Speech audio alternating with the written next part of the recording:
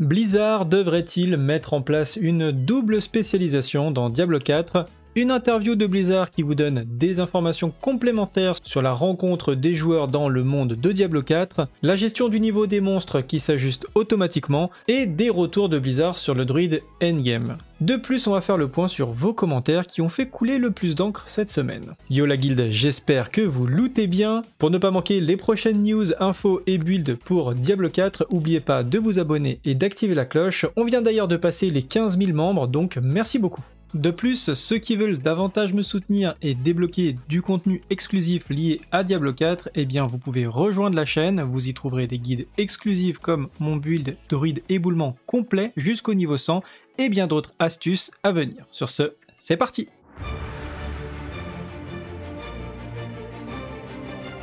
Alors on commence avec la double spécialisation dans Diablo 4. Alors c'est un système qu'on connaît très bien dans World of Warcraft, mais également dans Diablo 3, qui offrait déjà un mécanisme permettant de changer rapidement de spécialisation. Pour le moment, dans Diablo 4, Blizzard n'a pas encore évoqué cette possibilité. Pourtant, la double spécialisation pourrait être très utile, notamment en joueur contre joueur, mais aussi en PvE, afin d'expérimenter et de ne pas se retrouver dans une incapacité de farmer correctement sans devoir à refaire votre dernier build. On a Proln sur Twitter qui a posé la question suivante. Une chose que je pense que l'équipe de développement de Diablo devrait envisager, c'est de permettre l'enregistrement des builds afin de changer facilement. Avec les grandes différences de gameplay, que ce soit affronter de grands groupes de monstres faibles, des groupes d'élite, le joueur contre joueur, les boss mondiaux et plus encore, il y a peut-être trop de choses à prendre en compte pour avoir un personnage efficace en fin de partie. Et en fin de partie, il sera probablement trop coûteux de changer de compétence pour passer d'un donjon ou d'une horde infernale à un affrontement de boss mondiaux ou du joueur contre joueur. Vous allez alors décider d'être médiocre dans tous les domaines ou de vous concentrer sur une seule activité et d'être mauvais dans tout le reste. Je ne pense pas que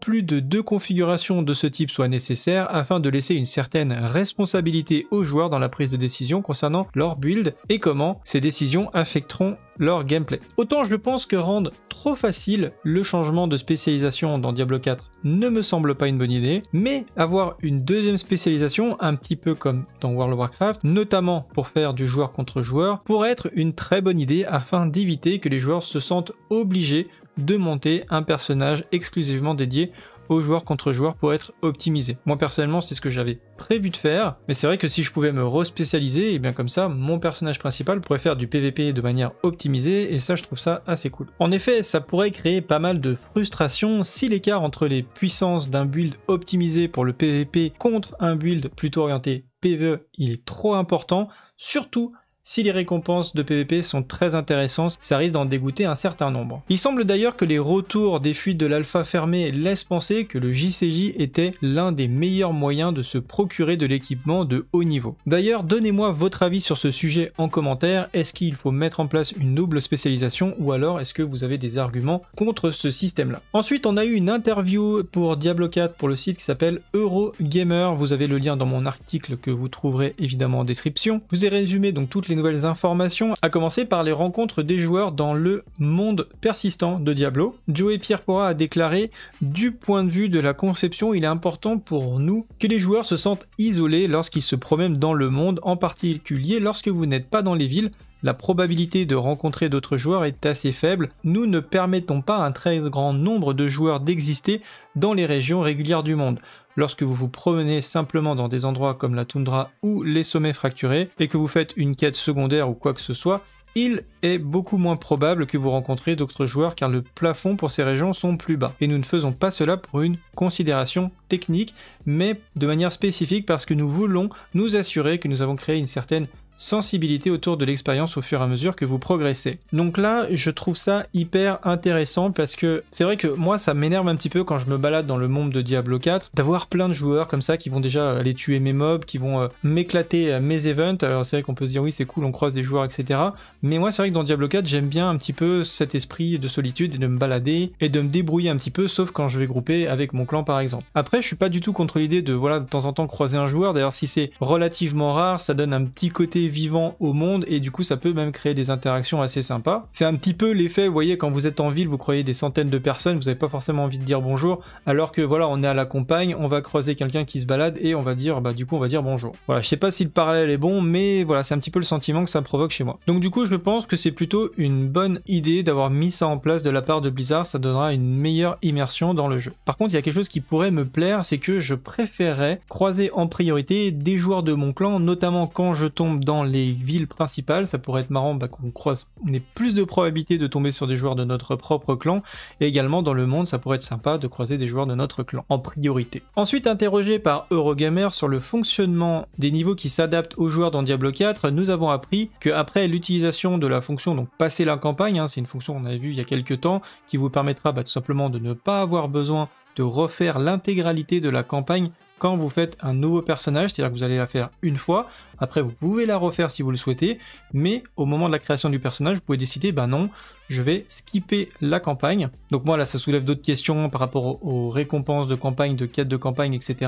Donc je pense que vous pourrez de toute façon faire les quêtes, mais vous ne serez pas obligé, vous allez commencer directement dans le monde du jeu, et vous ne serez pas tenu de suivre les quêtes de la campagne, même si à mon avis vous pourrez quand même les faire pour avoir les récompenses. Donc du coup ça va vous permettre de commencer dans n'importe quelle région de votre choix. Donc ça veut dire que déjà le point d'entrée ne sera plus celui qu'on a connu sur la bêta, vous pouvez vraiment commencer dans d'autres régions du jeu, donc ça je trouve ça assez cool. Et ensuite il précise que lorsque vous jouerez dans une version du jeu où vous aurez sauté la campagne, eh bien le monde entier va s'adapter à votre niveau. Les monstres ne monteront qu'au niveau 50, donc dans le World Tier 1 et 2, et ça va vous permettre de réaliser des activités annexes bien plus rapidement, mais ça signifie également que les loots dans cette difficulté deviendront rapidement obsolètes, évidemment, par rapport au niveau de cauchemar et supérieur. Eurogamer ajoute aussi, vous pouvez rester de choisir dans le monde 1 ou 2, et les monstres ne monteront jamais au-dessus du niveau 50, vous pourriez être niveau 60 et toujours vous promettez de terminer votre collection et aspirer toutes les quêtes secondaires, vous écraserez les monstres parce que vous serez beaucoup plus puissant. Donc ça c'est vrai que c'est quelque chose qui est assez intéressant parce que ça veut dire qu'en termes d'optimisation, par exemple vous allez commencer le jeu, peut-être vous allez avoir envie de faire toutes les quêtes secondaires, etc.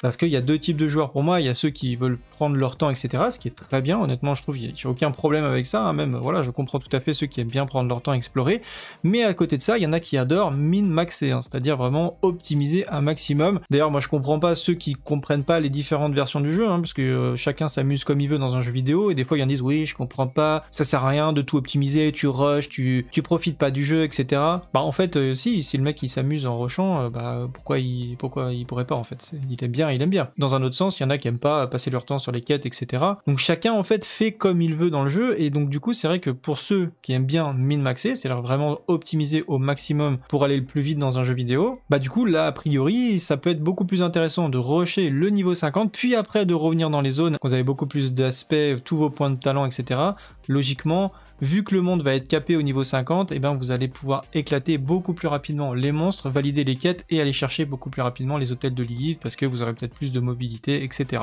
Donc en gros, je pense qu'on sera vraiment dans une méta rusher level 50, puis après revenir dans les zones pour faire les objectifs secondaires, monter les renoms et toutes les quêtes annexes. Et ensuite, dans cette interview, ils ont précisé, parce qu'ils ont posé la question concernant le druide, et Blizzard a répondu: le druide est en réalité l'une des classes les plus fortes, du moins selon nos tests internes. Cependant, les joueurs n'ont pas pu expérimenter le plein potentiel de druide pendant nos bêtas. Donc clairement, et encore, moi personnellement, j'ai joué sur la bêta, j'ai retesté le druide et je l'ai trouvé extrêmement puissant sur les 20 premiers niveaux, et après quand je me suis intéressé au parangon, etc., je pense qu'il est complètement broken. Alors on va voir après dans les commentaires, il y a eu des retours par rapport à ce que j'ai dit, mais même s'il y a effectivement certaines spécialisations qui sont moins puissantes chez le druide, je pense qu'il y aura quand même beaucoup de choix, parce que fondamentalement le druide il a pas mal de choses que les autres n'ont pas, ne serait-ce que par rapport à sa caractéristique principale, à savoir la volonté qui est extrêmement puissante, mais surtout sa survie, parce que c'est une des rares classes du jeu qui a autant de talents, d'affixes, de parangon axé sur la survie. Et en plus de ça, je pense qu'il ne manquera pas du tout de dégâts.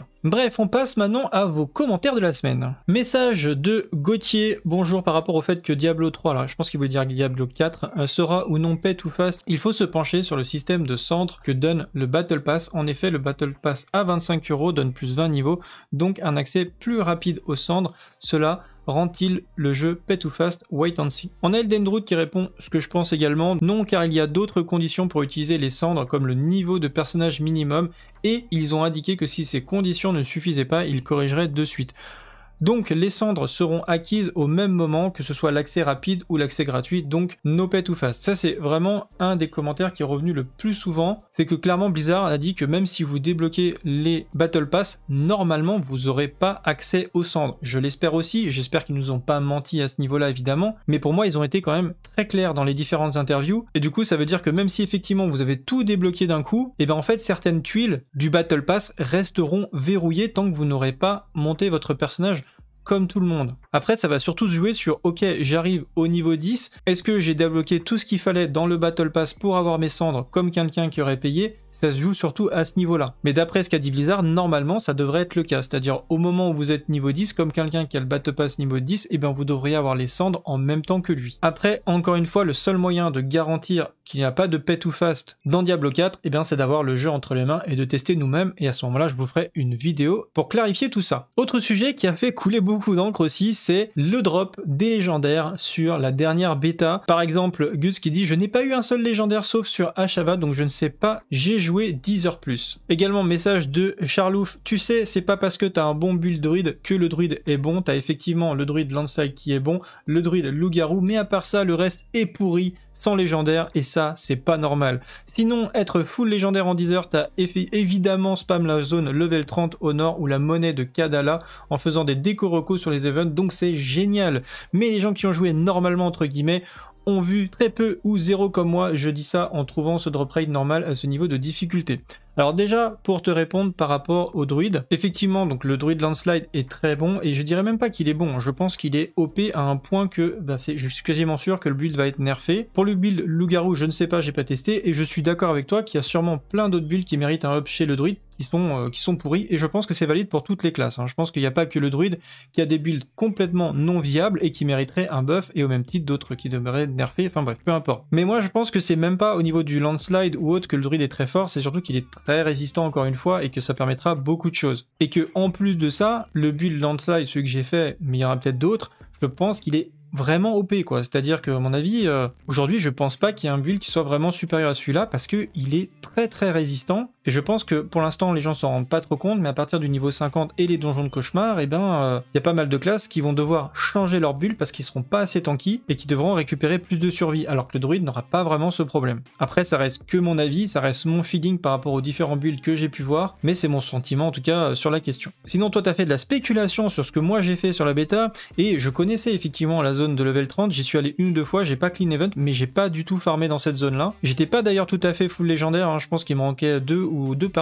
trois parts. Ce qui m'a rapporté les légendaires, je les ai eu, donc j'en ai eu 2 sur l'event final de la quête. Je sais que tout le monde n'en a pas eu, mais déjà t'as l'amulette qui drop à 100% et le boss m'avait droppé également un légendaire. J'ai eu 2 légendaires sur Ashava, je crois qu'il y en a, ils avaient au minimum un légendaire, et le maximum qu'on a vu, je crois que c'est 5 légendaires d'un coup sur Ashava. Ensuite j'ai eu 2 ou 3 légendaires effectivement chez le marchand d'Obol, et pour le coup j'ai pas particulièrement utilisé d'exploit ou quoi que ce soit, des déco-recos pour aller dans des zones, je me suis simplement baladé dans le world et j'ai récupéré des obols. Après j'ai rencontré 3 fois le boucher aussi, donc là ça fait des drops légendaires, j'en ai eu 3 du coup grâce au boucher, donc ça aide. À côté de ça j'ai eu énormément de gobelins, dont notamment j'avais trouvé une cave avec 3 gobelins qui m'a absolument rien looté, j'en ai eu au moins 4 ou 5 dans le world ou dans les différents donjons qui m'ont également rien looté, donc les gobelins étaient complètement buggés. Blizzard en plus a confirmé que c'était buggé et que ça devrait dropper normalement des choses intéressantes, donc je pense que si il n'avait pas été buggé, j'aurais dû looter 3 ou 4 légendaires de plus simplement grâce aux gobelins. Si on ajoute à ça le fait qu'on est bloqué au level 20 et qu'on voit clairement la différence du nombre de loot, qu'on est au niveau 5, 6 et qu'on arrive au niveau 20 et qu'on commence à avoir quelques légendaires,